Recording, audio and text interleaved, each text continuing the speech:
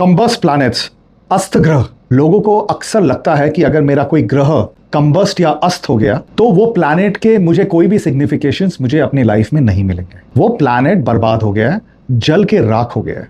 लेकिन ये बहुत बड़ा मिस इन्फॉर्मेशन है। अगर कोई भी प्लैनेट डिग्री वाइज सन से जितना क्लोज हो तो वो कंबस्ट हो जाता है। कोई भी प्लैनेट अगर सन की रोशनी के एकदम सामने है, उसकी बस हमें पावर या उसकी सिग्निफिकेशन हमें दिखाई नहीं देती है। फॉर एग्जाम्पल, आपके पास 500 करोड़ रुपए हैं। 500 करोड़ रुपए बहुत होते हैं।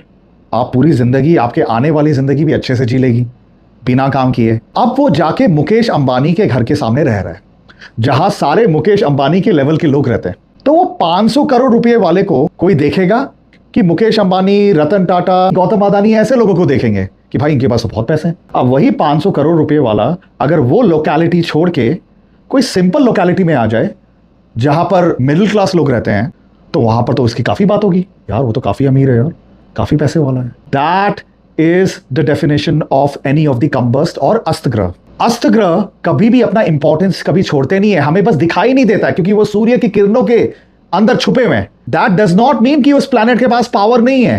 दैट डज नॉट मीन कि उस प्लैनेट की अपनी कोई सिग्निफिकेशन नहीं है, उस प्लैनेट की अपनी कोई इंपॉर्टेंस नहीं है बस दिखाई नहीं देती। लेकिन अगर वो 500 करोड़ वाला जो आदमी है, मुकेश अंबानी के लोकेलिटी में रहता है, तो हो सकता है इनिशियली कोई इसको कोई देखे नहीं, लेकिन 10-20 साल के बाद तो कोई जानेगा ना कि वहां एक 500 करोड़ वाला आदमी भी रहता है। उतना अमीर नहीं है, वेल सेटल्ड है, अपना गाड़ी वाड़ी चला रहा है, अच्छी घर है, वही खाना खा रहा है जो मुकेश अंबानी खा रहा है, उसकी इंपॉर्टेंस आ गई।